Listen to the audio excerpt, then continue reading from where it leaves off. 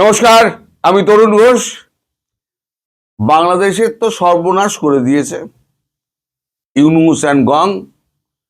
যেটুকু গর্বের জায়গা বাকি ছিল বাংলাদেশ ক্রিকেট, এবার তার পাঁইতি মেরে দিল।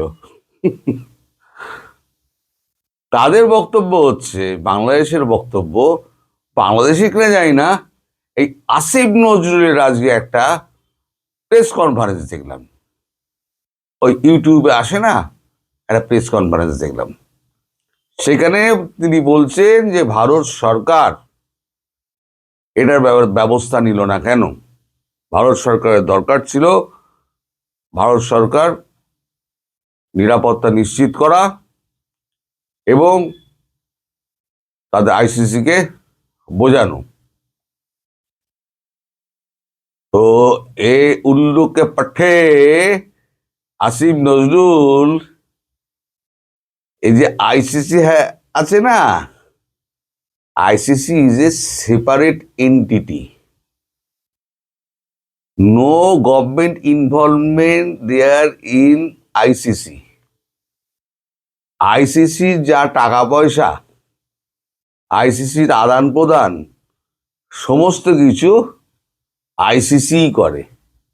এমনকি বিসিসিআই এর মধ্যেও ভারতবর্ষ কখনো মাথা গলায় না, কারণ এটা হচ্ছে একটা খেলা, এটার সঙ্গে রাজনীতি জোড়া ঠিক নয় বলে এটা ভারতের যা নীতি, এখানে তো অনেক বুদ্ধিমান মানুষ রয়েছে।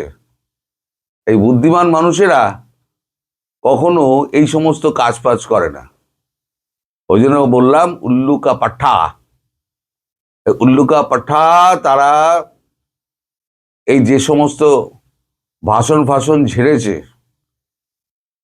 যে বাংলাদেশে যদি খেলা হয়, শ্রীলঙ্কায় যদি খেলা হয়, তাহলেই একমাত্র বাংলাদেশ অংশগ্রহণ করবে, ভারতে কোনো খেলা খেলবে না, কারণ সিকিউরিটি রিজন দিয়ে আইসিসি বলেছে। ঠিক বলেছে, আইসিসি যা বলেছে ঠিকই বলেছে, এখানে সিকিউরিটি রিজন আছে।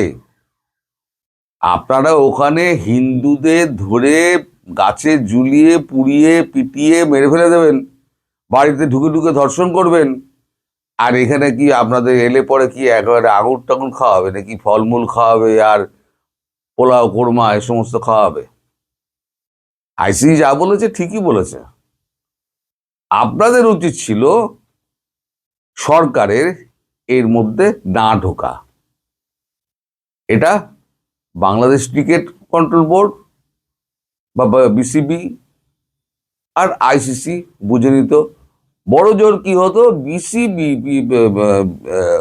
বাংলাদেশ ক্রিকেট কন্ট্রোল বোর্ড, তারা গভর্নমেন্ট অফ ইন্ডিয়াকে তারা একটা চিঠি পাঠাতে পারতো যে আপনারা প্লেয়ারদের সিকিউরিটির ব্যবস্থা করুন, আমরা খেলতে যাব, আইসিসি মানা করছে, তা সত্ত্বেও আমরা যাব। যদি বলতো আমরা যাব, তাহলে আইসিসি কি মানা করতো না। কিন্তু তাদের দাবি ছিল পুরো ম্যাচটাকে নিয়ে যেতে হবে শ্রীলঙ্কা। ফের বলি উল্লুকে পাঠে, এটা এই যে আইসিসির যে ম্যাচ লিস্ট এবং প্লেয়িং গ্রাউন্ড লিস্ট এবং যত তিমিসত্ত্ব সব কিন্তু 6 মাস আগে থেকে ঠিক হয়ে যায় এবং বিক্রিবাট্টা হয়ে যায়। এই যে আইসিসি সব টাকা পয়সা সমস্ত কিছু দেয়, বড়লোক কোম্পানি আছে, মানে ফার্ম আছে আইসিসি। তো আইসিসি তো সবাইকে টাকা পয়সা আগে থেকে দিয়ে দেওয়ার, ডলারে পেমেন্ট হয়। এই যে পেমেন্টগুলো সব কিন্তু ডলারে হয়। এই আপনাদের দেশে যত, বাংলাদেশের যত খেলার স্টেডিয়াম রয়েছে, তার রক্ষণাবেক্ষণ, প্লেয়ারদের মাইনে, তাদের টাকা পয়সা সমস্ত কিন্তু আইসিসি দেয়। বাংলাদেশ সরকার কিন্তু 1 পয়সা খরচা করে না। 2000 সালে 26শে জুন বোধহয়, সম্ভবত, আমার ঠিক এখন মনে পড়ছে না, তবে 2000 সালে আমাদের জগমোহন ডালমিয়া তিনি উঠে পড়ে লেগে আইসিসির অনুমোদন দাবি মেম্বারশিপ কনফার্ম করেছিলেন এই বাংলাদেশের। ভারত বিরোধিতা করে না এরা। তা ভারতই কিন্তু আইসিসির মেম্বারশিপটা জগমোহন ডালমিয়া করে দিয়েছিলেন। তারপর থেকে খেলছে, আমরাও বলতাম যে খেলুক খেলুক খেলুক, খেলে খেলে উন্নতি করুক। যেমন শ্রীলঙ্কাকে উনি ঢুকিয়েছিলেন আইসিসিতে, তেমন বাংলাদেশকেও ঢুকিয়েছিলেন। একবারও তার নাম মনে করেন না, একবারও না। কৃতজ্ঞতা বোধ নেই তো, অকৃতজ্ঞ মানুষ। যাই হোক, আপনাদের যেমন সরকার সব ব্যাপারে লাফিয়ে পড়ে, এখানেও আপনাদের সরকার লাফিয়ে পড়ে ব্যাপারটাকে আরো ঘোঁট পাকিয়ে দিয়েছে। এবার আজকে যে প্রেস বিবৃতিটা আপনি দিলেন, এরপরে কি কি হতে পারে আমি এক এক করে বলে যাচ্ছি। আইসিসি আপনাদের একটা নোটিশ ধরাবে, যেই ধরনের বক্তব্য আপনারা অহেতুক পেশ করলেন কেন, যার মধ্যে কোনো সারবত্তা নেই, সরকারের সঙ্গে আমাদের কোনো সম্পর্ক নেই, আপনি সরকারকে টানলেন কেন। হলো, যত টাকা আপনাদের দেওয়া হয়েছে এই টি-20 আগে থেকে প্লেয়ারদের টাকা পয়সা করা সমস্ত কিছু, সব টাকা কিন্তু আপনাদেরকে ফেরত দিতে হবে। এই যত স্টেডিয়াম, যত আপনার রক্ষণাবেক্ষণের জন্য আইসিসি যত পয়সা আপনাদের দিয়েছে, সব কিন্তু ফেরত দিতে হবে। ফাইন চাপাবে কিনা এখন ওপরওয়ালার কাছে এখন চিন্তা করুন যে ফাইন চাপাবে কিনা। আর যদি ওই টাকাটি না দেন, তাহলে আপনারা কোনো একটা সময়ের জন্য 2 বছর হোক 5 বছরের হোক নির্বাসিত হতে পারে। তারপরেও যদি টেরিবেরি করে, তাহলে আইসিসি থেকে বাংলাদেশকে বাদ দিয়ে দেবে। এই যে 4টে কারণ আমি বললাম, এই 4টে কারণ ভালো করে শুনে নিন, এবং ভবিষ্যতে এই 4টে কারণ মিলে যায় কিনা, 4টে কারণের একটা কারণ মিলে যায় কিনা, সেটা দেখে আমাকে কমেন্টে আপনাদের দর্শক যারা আমায় গাঁজাখোর গুলিখোর, যারা সমস্ত ঢব্বাজ গুলবাজ বলে বেড়ান, তারা আমাকে একটুখানি লিখে জানাবেন যে দাদা আপনার কথা সত্যি হচ্ছে। যেমন আমি বরাবর বলে আসছি, 12ই ফেব্রুয়ারি ভোট হবে না। আজকে আমার এই কথাকে সমর্থন করেছে আনন্দবাজার। অনলাইনে একটা রিপোর্ট বেরিয়েছে, সেই রিপোর্টটা নিয়ে আমি এখন আর কোনো কথা বলবো না, পরে কথা বলবো। সম্প্রতি আপনাদের দেশে অগ্নি গেছিল, এই অগ্নি রায়, তার গল্প আমি আপনাদের করেছি যে পিন্ড বালুচিতে আমরা রাত্রিবেলা একসঙ্গে আড্ডা মারতাম আর খেতাম। রাতের খাবারটা ওই দিল্লির পিন্ড বালুচি বলে একটা রেস্তোরাঁ ছিল, সেই রেস্তোরাঁতে আমরা বসতাম। ও আমার জুনিয়র ছিল, তো খুবই ভালো রিপোর্টার। সম্ভবত এটা নিজের সংবাদদাতা করে করেছে, যে সম্ভবত অগ্নি এইটা ঘুরে এসে যেটা বুঝেছে সেটাই সে অগ্নি লিখেছে। এবং আমি বলেছি, যদি সাউথ ব্লকের নর্থ ব্লকে কারোর যদি সত্যিকারের ভেতরে যোগাযোগ থেকে থাকে, তাহলে সেটা হচ্ছে আনন্দবাজারের অগ্নির।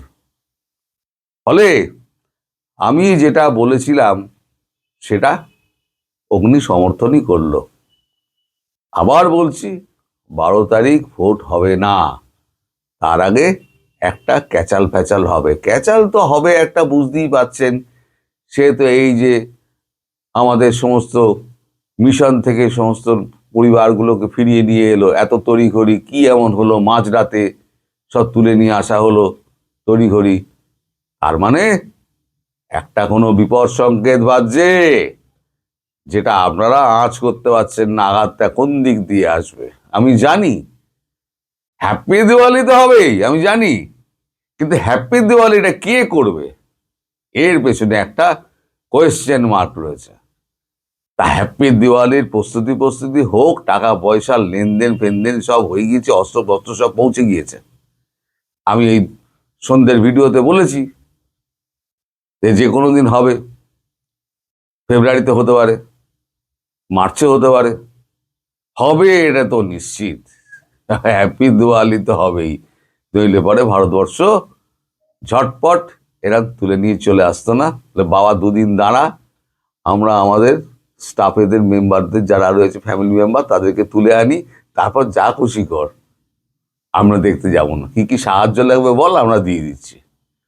তো যাই হোক, এই আসিম নজরুল এবং ইউনুস গ্যাং বাংলাদেশের ক্রিকেটের যে পাইটটি মেরে দিল, এই পাইটটার ফল ভোগ করবে কি নিরাপরাধ ক্রিকেটারগুলো, যারা বেশ ভালো পয়সা রোজগার করত। এবার তারা যদি ওয়ানডে খেলবে বাইরে থেকে ওয়ানডে কি করে খেলবে? কারণ সবই তো আইসিসির আন্ডারে। যত এই বিদেশে খেলা হয় সব তো আইসিসির আন্ডারে।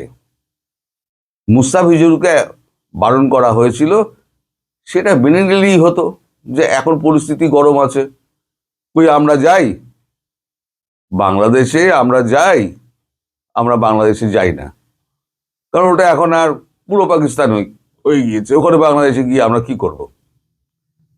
তো এবছরে T20 নাই এলেন, কিন্তু ওই যে ভারত বিরোধিতা আপনাদের এখানে বিঁধে গেছে, ভারত বিরোধিতা, বাস একটা কিছু পাওয়া গেছে, ঝাঁপিয়ে পড়লেন ওখানে। তাতে কি হলো?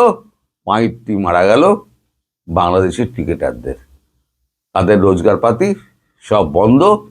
এবার আপনারা দেখুন আইসিসির পেছনে তেল মেরে যদি তা আইসিসি ক্ষমা ঘেন্না করে, আজ টাকা পয়সাগুলো ফেরত দিতে হবে। কিন্তু টাকা পয়সা যা যা নিয়েছেন সব কড়াই গন্ডায় সব ডলারে নিয়েছেন, ফেরত দিতে হবে। ফেরত দিতে গিয়ে ওর 10 দিন ইউনুস থাকবে? আমার তো মনে হয় না। পরবর্তী সরকার কিছু একটা চলে আসবে, ইউনুসের কাম তামাম, হয়ে যাবে কয়েকদিনের মধ্যে। আমার কথা মিলিয়ে নেবেন, যেমন নির্বাচনটা হচ্ছে না, আমার কথা যেমন মিলতে চলেছে, তেমনি ইউনুসের কাম তামাম হতে চলেছে, সেটাও মিলিয়ে নেবেন। সবাই ভালো থাকবেন, সুস্থ থাকবেন, সাবধানে থাকবেন। নমস্কার।